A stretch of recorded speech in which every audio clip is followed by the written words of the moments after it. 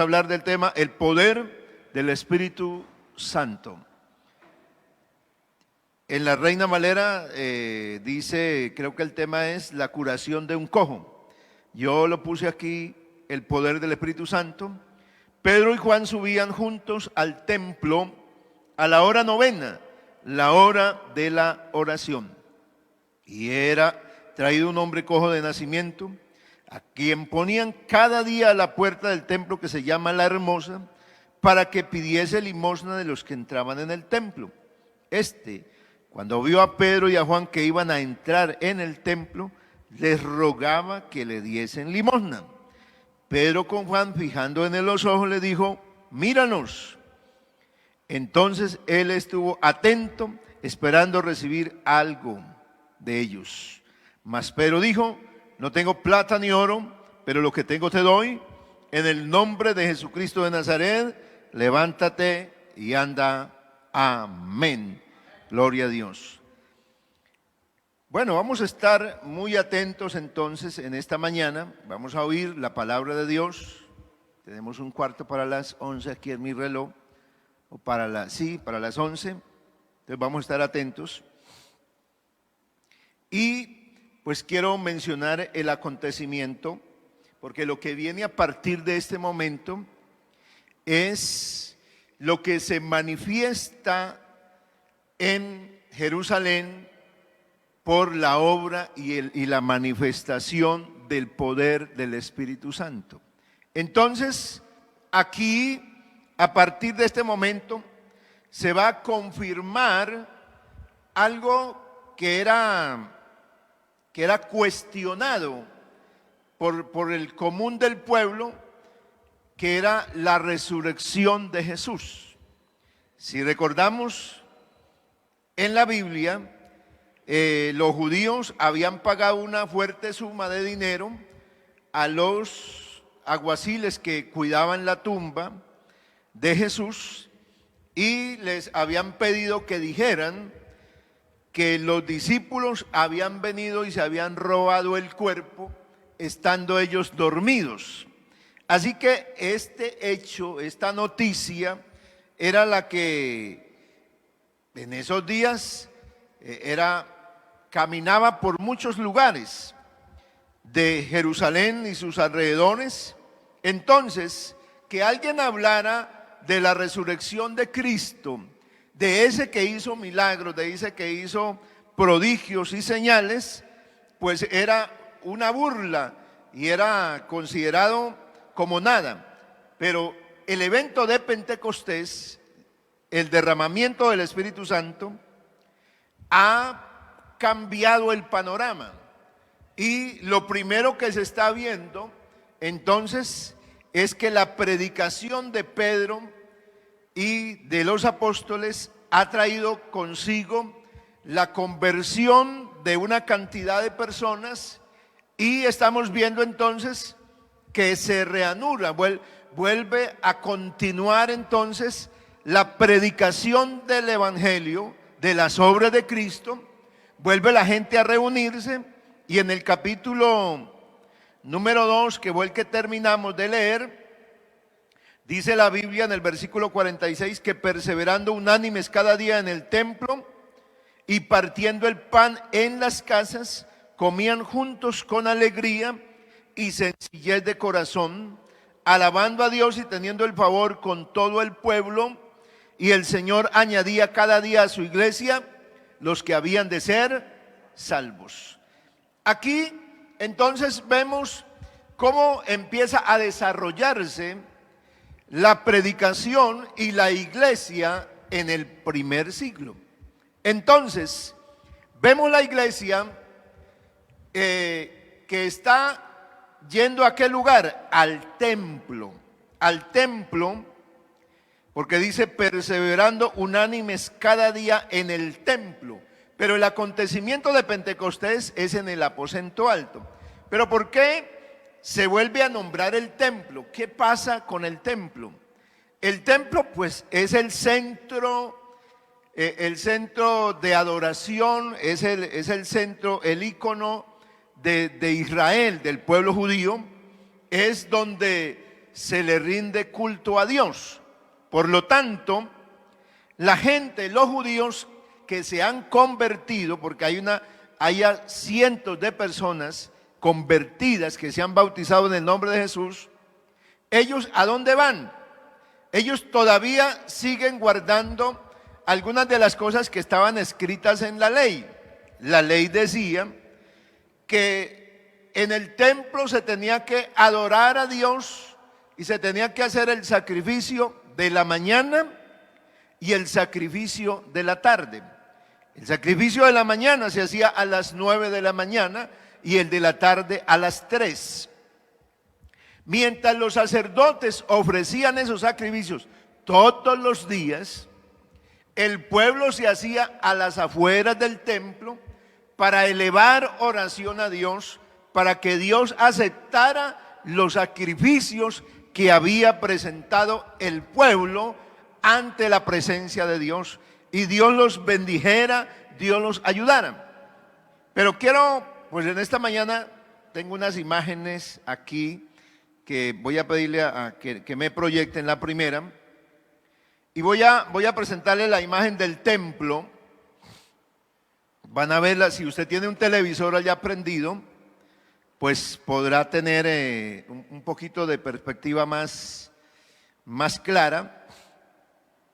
Si tiene su teléfono, póngalo en la posición así horizontal para que usted pueda ver la imagen mejor. Entonces, la primera imagen que tenemos es lo que esto era en sí la edificación de lo que los judíos en el primer siglo llamaban el templo. Este era el templo. Era por lo tanto una construcción inmensamente grande. Para graficar un poquito, como para tener una idea de cómo era el tamaño, en la parte inferior hay como una línea negra. Hay un cuadrito y al ladito hay una línea negra. En esa línea negra es el área de una cancha de fútbol. Entonces, ponga esa línea negra en el siguiente cuadrito. ¿Cuántas cabrían? Ahí está paralelo, ahí está el cuadro de lo que era el atrio, que era un encerrado, y en el puro centro ahí hay una edificación. Esa edificación en sí es lo que sería el santuario o el templo. Entonces, toda el área fuera, toda esa área donde se está poniendo el cursor, esa área se llamaba el atrio de los gentiles. Bueno, ya después voy a explicar, si Dios nos da la oportunidad, hablaremos del templo en particular, de lo que es el tabernáculo, después el templo. Pero quisiera como desde ya como ir dando un abrebocas para que conozcamos, porque nosotros hemos oído tanto hablar del templo y decimos tanto del templo que no sabemos qué era el templo. Entonces, este lugar era visitado. Ahí se ve una puerta grande. Por ahí accedían cualquier tipo de persona, fueran judíos o no judíos, podían entrar todo tipo de personas, y ahí ahí podían caber cientos de miles de personas. Era muy, muy grande, la extensión era gigante, así que ahí podían haber 50,000, 100,000, 200,000 personas en esa área que se llamaba atrio de los gentiles. Así lo llamaban los judíos, el atrio de los gentiles, y solamente pues podían entrar el que quisiera. Pero en la siguiente imagen, vamos a mostrar una siguiente imagen.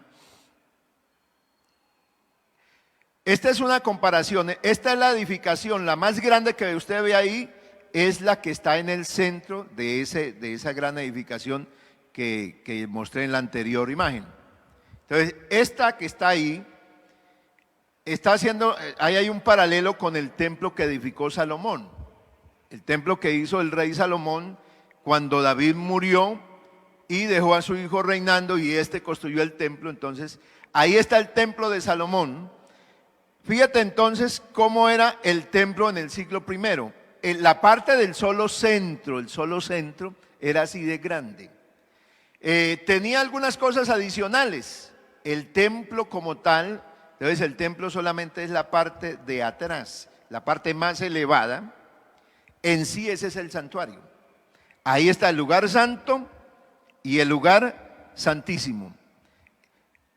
Todo lo que hay a la entrada, entonces ahí hay otra puerta, y esa puerta es la que se llama la puerta de la hermosa, que está al comienzo. Creo que tiene una flechita en color rojo. En esa puertica es la puerta, la hermosa, donde estaba el paralítico, el cojo. Ahí era donde lo ponían. Esa puerta era de bronce. Era una puerta muy llamativa, con una decoración impresionante. La puerta que accedía ya al templo, al fondo, habían dos puertas. La puerta de Nicanor, por donde entraban los sacerdotes y solo los varones judíos, y la puerta del templo como tal, que era de oro. Así, esa era la construcción que había en el siglo I. Y claro, a esta edificación no podían entrar sino solo judíos. Entonces aquí ya no entraban sino mujeres, pero tenían que ser mujeres judías. Y adentro entonces entraban lo que era el atrio de sacerdotes y el atrio de israelitas. Eran donde se podían entrar solamente judíos y varones, por un hombre que temía a Dios, por un judío, y aún por los gentiles. Por eso los gentiles se convertían en prosélitos. Los judíos los evangelizaban, les hacían unos rituales, los circuncidaban y los convertían en prosélitos, para que ellos tuvieran parte, por lo menos, a acceder a este lugar, aunque ellos no podían pasar al templo, porque al templo como tal solo podían llegar los sacerdotes. Entonces el evento de aquí, de Hechos de los Apóstoles, es que Pedro y Juan subían juntos al templo a la hora novena, o sea, a las 3 de la tarde, la hora de la oración. No era en la ley judía, no era la hora de la oración, sino que era la hora del sacrificio de la tarde. Pero en los tiempos del siglo I, como ya anoté antes, los judíos se reunían afuera, podrían estar afuera en todo lo que es esa construcción del centro, que era el atrio de gentiles. Ahí donde dice templo de Herodes, todo eso era lo que era atrio, que era muy grande, y ahí se reunían a orar, a pedir a Dios, y se volvió una costumbre de los judíos de ir. Entonces los nuevos cristianos, los nuevos convertidos, empezaron a asistir allá. Los apóstoles iban entonces regularmente al templo y entraban allí. Pero Jesús, para hablar un poquito va a ser un recuento de más historia, Jesús entró al templo, o sea, entró por la puerta La Hermosa. Se llamaba así Puerta La Hermosa porque era algo muy vislumbrante, nada más el bronce bien pulido, eso daba llamaba muchísimo la atención, y por eso se llamaba la Puerta La Hermosa, porque tenía una decoración muy especial. Y por ahí entró Jesús. Él entró, y en ese atrio que llama atrio de mujeres, que tiene, bueno, a los lados de esos atrios habrían unos pórticos allí donde la gente, unas cámaras que ya después explicaremos. En todo ese lugar había un espacio muy grande, y allí Jesús, por ejemplo, un día escribía en tierra. Mientras él escribía, ahí estaba sentado, escribía. Entraron los judíos con una mujer y la metieron ahí, ese es el sitio, y traían un pocorón de piedras, y le dijeron al Señor: hemos hallado a esta mujer en el acto del adulterio, y en la ley está escrito que deben morir apedreadas. Así que Jesús, ese fue uno de los sitios hasta donde llegó el maestro. Jesús no pasó de ahí, no pasó, si acaso se puede entender que pasó por la puerta siguiente, que es la puerta de Nicanor, y entró a donde solamente estaban los varones judíos, y al otro extremo estaba el atrio de los sacerdotes, y ya después seguía entonces lo que es el santuario, lo que es el templo. Quería pues darles esta perspectiva. Cuando la Biblia dice aquí que subían, está hablando de una escalinata, de unas escaleras. Ese templo, en esa superficie tan gigante que había, que tenía una gran muralla, esa gran muralla gigante que la encerraba, y que en las esquinas habían torres. Vea, esa era una primera muralla, esa era la muralla del templo, pero estaba la externa, que era la gran muralla. En la primera imagen, si quiere volvamos a la primera imagen, hágame el favor.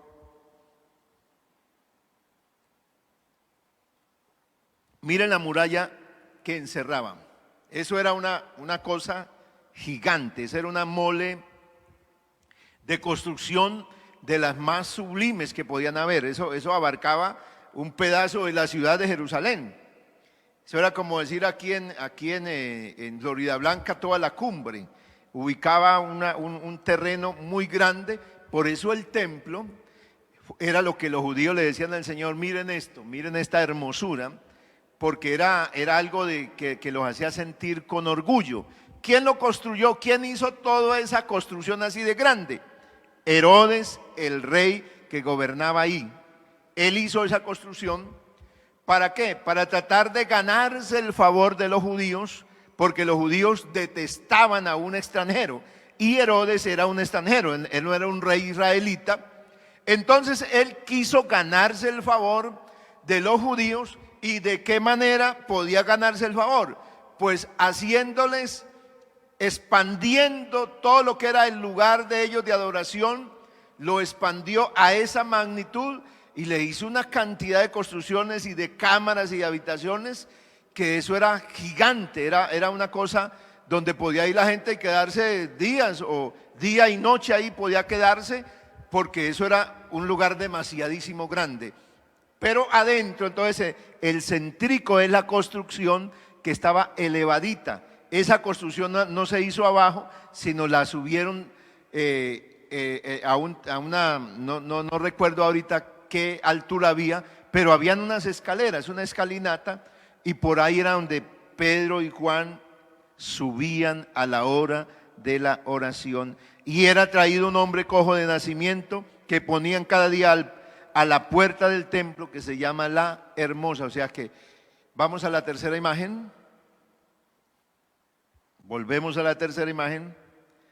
Y ahí sí, entonces estaba afuera. Este hombre estaba afuera. Quedaba en un lugar donde se podía ver, toda la gente que estaba en los atrios podían ver que la puerta quedaba más alta. Así como la puerta aquí, la entrada al templo de la cumbre, que no estamos al nivel de la calle, sino está un poco más alto. Entonces, cuando la gente se para en la calle, ve que la puerta del templo está más alta. Así más o menos era la entrada a lo que era el templo. Y allá ponían el hombre. Ese hombre cojo de nacimiento, lo ponían en ese sitio. ¿Por qué? Porque era un sitio donde lo podía ver cualquiera, y donde cualquiera que era judío, que era un judío, y que conocía la ley, porque la ley decía que tendrías misericordia del pobre, que a Israel lo había dado herencia para que entre Israel no hubiera un mendigo. No podía haber uno que recogiera limosna. Entonces, para un judío, para un israelita, una persona recogiendo limosna era una señal lamentable de que había perdido todo, de que no tenía nada y que se debería tener misericordia. Así que la condición del paralítico es que también era usado por su familia como un medio de sustentación o de sustento para todo el núcleo familiar, porque ahí, de alguna manera, la gente que entraba a ese lugar, ya cuando entraba, pasaba por la puerta La Hermosa, ya estaba en un sitio que era exclusivo de israelitas. Ahí podían entrar las mujeres, pero era un sitio donde también entraban exclusivamente los sacerdotes. Por esta razón era el lugar de ¿qué? De adoración y de máximo encuentro con Dios, y por lo tanto una persona afuera era probable que le dieran limosna, que no se quedara con la mano extendida. Y este es el caso que aprovecha el Señor, y al manifestar el Espíritu Santo, como lo que había en el común del pueblo era que los discípulos se habían robado el cuerpo de Jesús y que estos persistían en continuar con esa enseñanza, pero que eso era falso, que no era verdadero. Entonces aquí quien está manifestado en la iglesia de esos primeros días es el Espíritu Santo, y por eso puse ese título, el poder del Espíritu Santo, porque aquí, a partir de este momento, vemos a un hombre que está en una condición lamentable y que ya hay dentro del templo, dentro de ese atrio de mujeres, donde están judíos, donde están los judíos y están también las mujeres, porque las mujeres tenían, imagínense todo lo que, la discriminación que había. Las mujeres podían entrar hasta ahí, los varones podían dar un paso más adelantico y entrar por la otra puerta, podían acceder hasta ahí, hasta otro atrio, pero las mujeres quedaban atrás, o sea, no tenían nada. Y los que tenían condición de discapacidad, que tenían algún problema, como el paralítico, ¿a dónde le tocaba? Afuera. Ni siquiera podía entrar allá al atrio de mujeres, porque esa condición era deprimente. Era considerado que una persona que nacía con una discapacidad física, se preguntaba a la gente quién pecó, o sea que la condición con que naciera era producto del pecado de sus padres, era la maldición que venía por la generación, y entonces una persona que estaba en esa condición no era digna de ni siquiera entrar. Y entonces fíjate que al tener una ilustración de cómo era la cultura judía, cómo era la situación para ellos, entonces podemos entender qué fue lo que Dios hizo, qué fue lo que hizo el Señor para empezar a mover el poder de su Espíritu en esa ocasión, y las cientos y miles de personas que se congregaban todos los días en el templo, que venían los judíos que venían de visita, que vivían en tierras lejanas, ellos llegaban ¿a dónde? ¿A qué iban a Jerusalén? Así no fuera una fiesta, la fiesta de Pentecostés o la fiesta de Tabernáculos o la fiesta de Pascuas, que eran las tres principales fiestas a las que acudían los judíos, ellos iban a visitar el templo, ellos iban por lo menos a verlo. Así que el Señor aprovechó que la gente empezó a ir ya comúnmente al templo y dejó a este hombre que estaba en esa condición afuera para hacer algo sencillamente extraordinario. Y es que Pedro, cuando vio, dice la palabra, era traído un hombre cojo de nacimiento a quien ponían cada día a la puerta del templo que se llamaba La Hermosa, para que pidiese limosna de los que entraban en el templo. A partir de ahí era considerado ya como área del templo. Todo lo de afuera, no, para los judíos no era considerado como área de templo, sino era desde ahí en adelante. Entonces era traído para que pidiese limosna. O sea, el paralítico, cuando vio a Pedro y a Juan que iban a entrar, o sea, suben la escalinata y van a entrar por la puerta, por la puerta La Hermosa, entonces dice que les rogaba que le diese limosna. Aquí está el hombre pidiendo, porque esa era la vida de él, pedir que le dieran el sustento.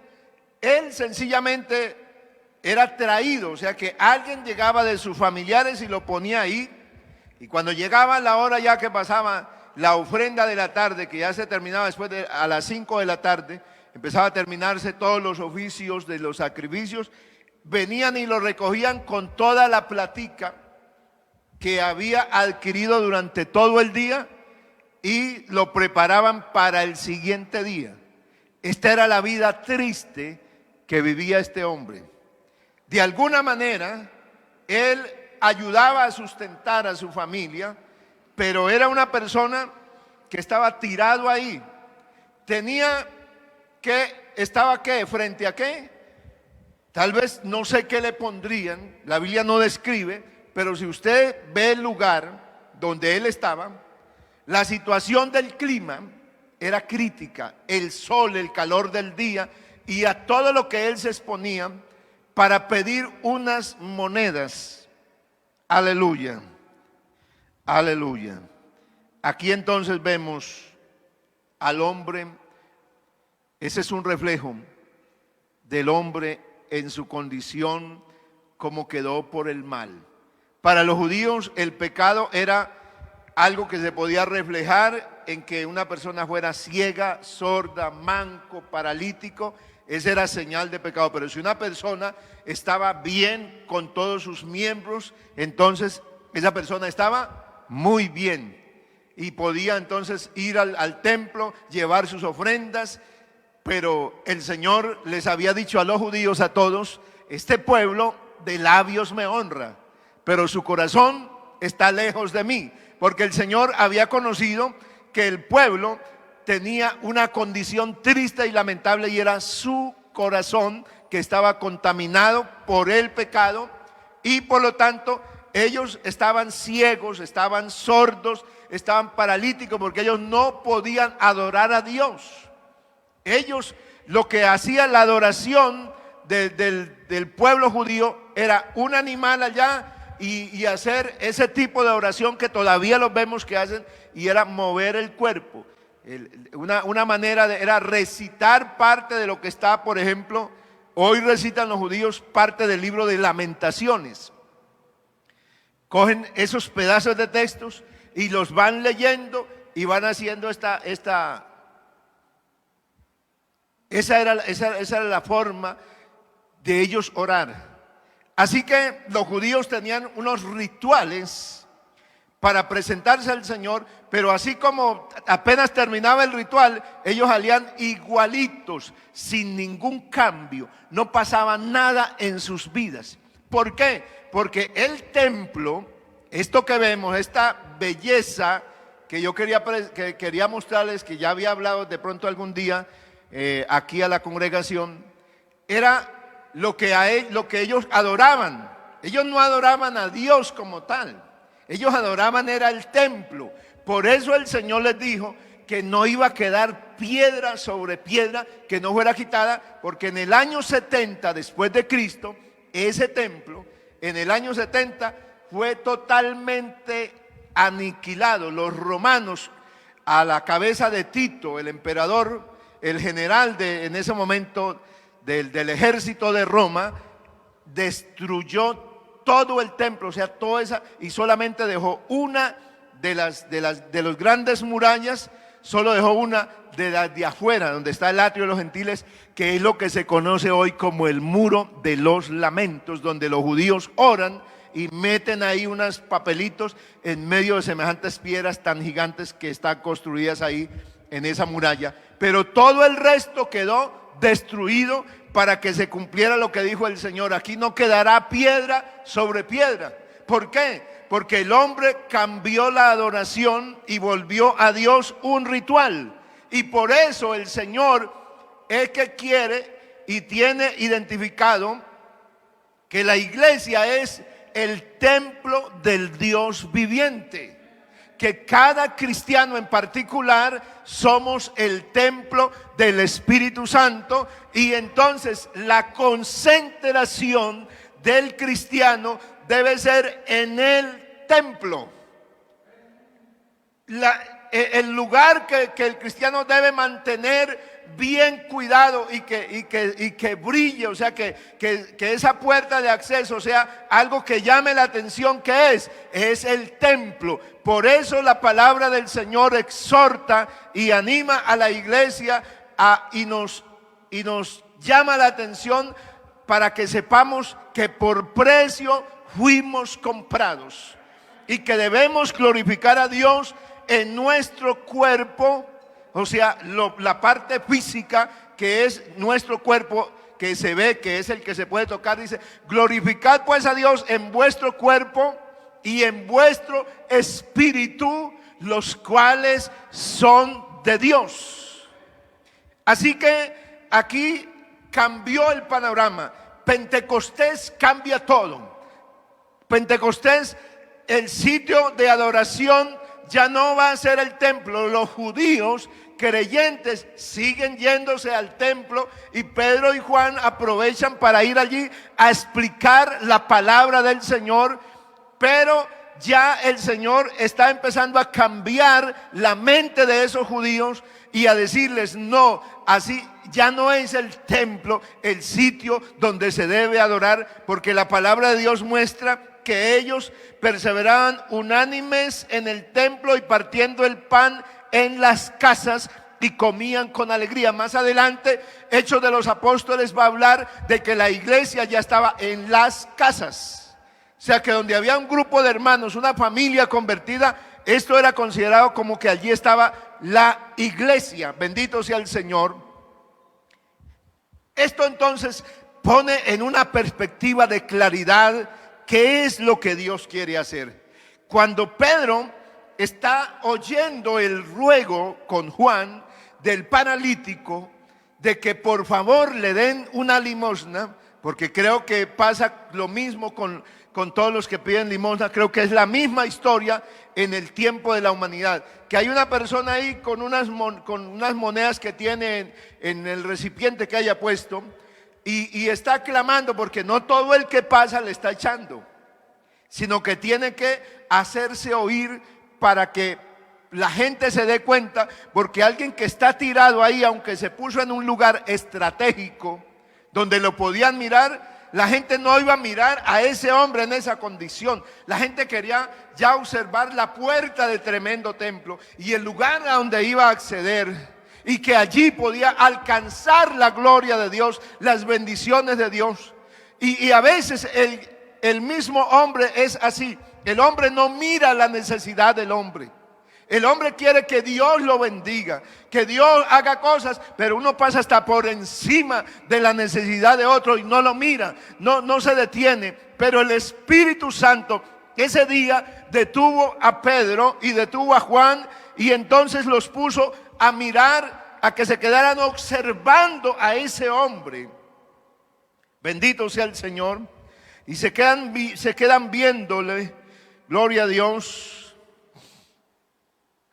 Entonces Pedro con Juan, fijando en él los ojos. Este versículo número 4 está hablando de qué pasó con Pedro. Pedro con Juan cambiaron y entonces se quedaron mirándolo. Fijaron los dos la vista en el que estaba ahí tirado. Dice la Biblia que estaba sentado, o sea que había una silla que le ponían, él se podía sentar. Fijando en él los ojos, le dijo: míranos. O sea, le dijo, lo que hace el apóstol Pedro es llamarle la atención y le dice: obsérvanos, esté atento. Lo pone en una perspectiva de que algo va a pasar, lo pone en expectativa. Míranos, obsérvanos. Y cuando él estuvo en esa posición de estar atento, porque el evangelio, para que una persona reciba el milagro, reciba la bendición de Dios, necesita ¿qué? Estar atento a lo que Dios quiere hacer. Fíjate que para que este hombre recibiera el milagro, hubo un momento previo al milagro, y es que Pedro con Juan le llama la atención para que los mire, o sea, esté atento a lo que va a pasar. Gloria al Señor. Por eso toda persona que recibe al Señor, que recibe el Evangelio y que quiere permanecer y recibir bendiciones en el Evangelio, no importa la situación en que se encuentre, debe estar atenta a lo que Dios quiere hacer. Precisamente no puede ser para recibir lo que yo estoy pidiendo, porque a veces la oración nuestra se enmarca en algo y es en recibir lo que yo quiero. Sí, la petición de este hombre era monedas. O sea, si caían monedas, a él lo llenaba de gozo sentir que cayeran monedas. Y esa era su vida. Y a veces el ser humano está acostumbrado a eso, a que reciba cosas de materiales, y eso es lo que lo llena. Pero el ser humano necesita, a más de estas cosas de este mundo material, necesita una presencia de Dios en su vida que le llene el alma, que le llene el corazón de gozo, de libertad, y que entienda qué es poder adorar y bendecir a Dios. Aleluya, aleluya. Entonces encontramos aquí, gloria al Señor, a un hombre que está atento, pero lo que escucha es como un poco desconcertante, ¿no? Pero le dijo: no tengo plata ni oro, no tengo plata ni oro. O sea, lo que él estaba esperando no es lo que le van a ofrecer. No le van a dar lo que él espera. Porque a veces cuando nosotros oramos a Dios, cuando le pedimos al Señor, nosotros estamos atentos de recibir lo que le hemos pedido. Pero Dios nos va a dar lo que necesitamos. Amén. Cuando uno ora a Dios, debe tener claro que Dios va a obrar y va a hacer la voluntad de Él en mí. Pero que normalmente yo quiero que se haga la voluntad mía, que Dios me conceda mi voluntad. Pero la voluntad de Dios, como hemos oído y hemos dicho infinidad de veces, es que la voluntad de Dios es perfecta, pero lo decimos de boca. Pero a veces no entendemos la voluntad de Dios. ¿Qué es lo perfecto de Dios? Aquí entonces vemos que la noticia, las palabras que oye: no tengo plata ni oro. Pero como él ha logrado quedarse atento, está mirándolos atentamente, dice: no tengo ni plata ni oro. Entonces él sigue ahí. Bueno, entonces nos dijo: yo he oído que me van a dar algo. Yo siento que algo voy a recibir, porque me dice: míranos, y yo estoy ahí mirándonos. No tengo plata ni oro. Aquí él queda en un interrogante. Entonces, ¿qué tienen? Porque si no tienen plata ni oro, ¿qué tienen? ¿Por qué se pararon aquí? ¿Por qué se detuvieron aquí? ¿Qué está pasando aquí? No tengo plata ni oro. Gloria al Señor. Gloria al Señor. Pero lo que tengo, te doy. Lo que tengo, te doy. En ese momento los discípulos, se menciona ese como uno de los primeros milagros hechos por los apóstoles. No habían vivido más, no se estaban obrando cosas, pero se menciona se resalta ese milagro en Hechos. ¿Por qué? Porque ese milagro va a poner de manifiesto algo. Uno, que lo que ellos están predicando, que lo que ellos están anunciando es al Cristo que fue crucificado. O sea, que el mensaje y lo que ellos tienen es a quién, al que predicó, al que ellos conocieron, al que hizo milagros, del cual todos los judíos saben que hizo milagros, al que murió, del cual todos los judíos saben, al que resucitó, del cual solo los discípulos saben que resucitó. Y ahora va a poner de manifiesto quién es, qué es lo que ellos tienen. Ellos no solamente tienen una creencia y están siguiendo con algo que les dejó un maestro que hizo tantas cosas buenas. ellos tienen algo en el nombre de Jesucristo de Nazaret. Esa palabra, en el nombre de Jesucristo de Nazaret, significa en representación de Jesucristo, y usan unos términos que completan todo lo que es Jesús. ¿Quién es? Jesucristo. Cuando hablan Jesús y mencionan Cristo, están hablando de Jesús, el que la gente conoció que era de Nazaret. Pero cuando habla de Cristo o Mesías, está hablando del ungido, del que había sido predicado, que había sido predicho, profetizado por los profetas, que iba a venir, que era el descendiente de David, que iba a gobernar, que era el ungido, que Dios había preparado, que su reino sería un reino perdurable. Entonces por eso la iglesia sigue predicando y sigue hablando del evangelio en el nombre de Jesucristo de Nazaret, porque es el nombre que es sobre todo nombre y es el nombre para la salvación. Por eso, mis amados hermanos, vemos al hombre que cuando le invoca el apóstol el nombre con esa autoridad, también Pedro hace una acción, y es que Pedro lo toma de la mano. O sea, la fe no solamente es la expresión de Pedro y de Juan, sino que lo lleva a una acción más, y es que dice la palabra del Señor: y tomándole por la mano derecha le levantó. Bendito sea el Señor, en un acto de una absoluta convicción de lo que Él está diciendo va a pasar. Gloria al Señor. Es una convicción absoluta de fe para creer que en el nombre de Jesucristo pueden pasar cosas grandes y extraordinarias cuando alguien es capaz de creer. Alabado sea Dios. Y al momento o al instante, dice otra traducción, se le afirmaron los pies y tobillos. Otra traducción dice: y al instante se le afirmaron las piernas y los pies. Gloria al Señor. Y saltando se puso en pie y caminó. Gloria al Señor. Y caminó.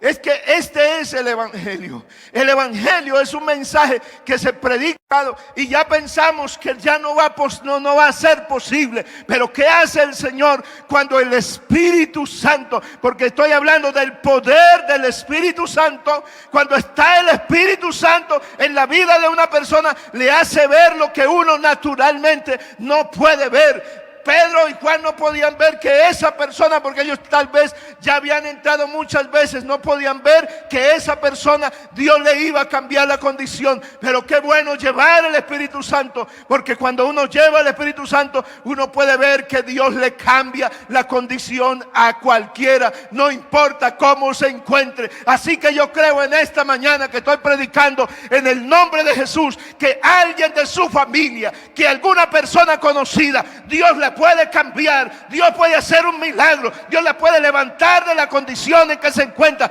Pero se necesita que alguien esté lleno del Espíritu Santo y se deje de tener de Dios para mirar esa situación y sea capaz de creer y sea capaz de hablarle.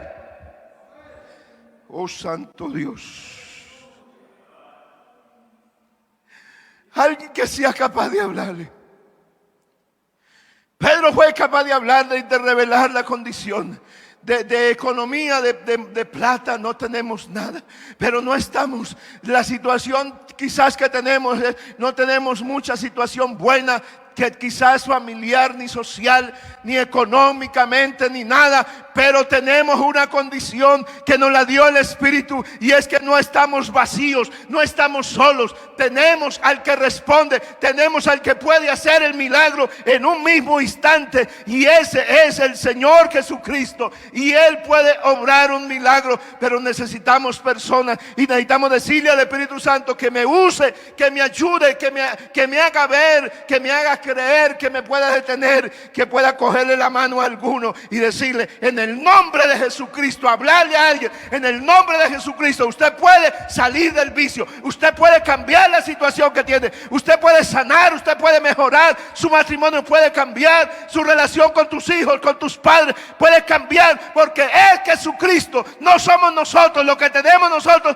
no le alcanza y no sirve para nada. Las monedas de Pedro y de Juan se hubieran acabado en pocos momentos, pero lo que Pedro tenía en el nombre de Jesucristo, que fue manifestado ese día, que era el poder del Espíritu Santo, le alcanzó a este hombre para levantarse de la condición que estaba.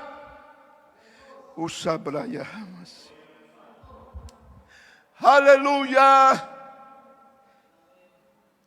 Y para ver algo absolutamente diferente, una persona que nunca había caminado está saltando, porque el texto hace énfasis, y miré en varias versiones de la Biblia para ver si era solamente la traducción de Reina Valera, y miré en muchas otras traducciones y el texto traduce lo mismo, saltando. ¿Usted sabe qué es saltar? Es un movimiento que va a hacer alguien que tiene todo su cuerpo completamente sano. Una persona que apenas medio está dando pasitos no puede saltar, tiene que tener fuerzas en su cuerpo para levantarlo. Bendito sea el Señor. Cuando el Espíritu Santo llega a la vida de una persona, le da fuerzas. Aleluya. Así usted no tenga nada de fuerza. Por eso el Señor dice que Él da fuerzas al que no tiene ningunas. Alguien puede estar desanimado, alguien puede estar desorientado, hasta apartado, pero si escucha la voz de Dios, Dios te puede dar fuerzas y te puede levantar para que alabe, para que glorifique, porque eso fue lo que pasó con este hombre. Entró con ellos en el templo. Cuando uno escucha la palabra de Dios, lo hace entrar a la misma presencia de Dios. Sin la presencia de Dios no hay adoración, no hay exaltación. Uno podrá predicar un mensaje bonito, cantar bonito, pero se necesita que esté el Espíritu Santo de Dios para que alguien pueda alabar al Señor. No voy a predicar más. Voy a invitarles a que oremos. Yo creo que el Espíritu Santo ha hecho algo esta mañana. Ha motivado a alguien. Quiere fortalecer a alguien. Aleluya. Quiere darle fuerza a alguien. ¿Estás a la puerta de la hermosa? Solo has contemplado, solo has pensado, ¿por qué la gente entra allá? ¿Por qué será que tantas personas entran allá? ¿Y por qué mi condición así no me permite entrar nunca? Ya me quedaré aquí afuera, expuesto al sol, expuesto al inclemente clima, o a la lluvia, o al frío. Ya no cambiará mi condición. Por eso cuando la iglesia pasa, por eso cuando la iglesia se deja mover del Espíritu, cambia. La condición del hombre cambia. Aleluya. ¿Quién podrá entrar? Alguien sobre quien caiga la mano de Jesús. La mano que se extendió ese día para levantar al paralítico no era solamente la mano física de Pedro, era la bendita mano de Dios, la que estaba ahí, la que le infundió fuerzas. Usted necesita fuerzas. Deje que Dios toque tu vida. Reciba la palabra. Oh soberano Señor, aquí hay una iglesia que necesita la libertad, que necesita el poder. Aquí hay unos amigos. Solo contigo yo quiero hablar.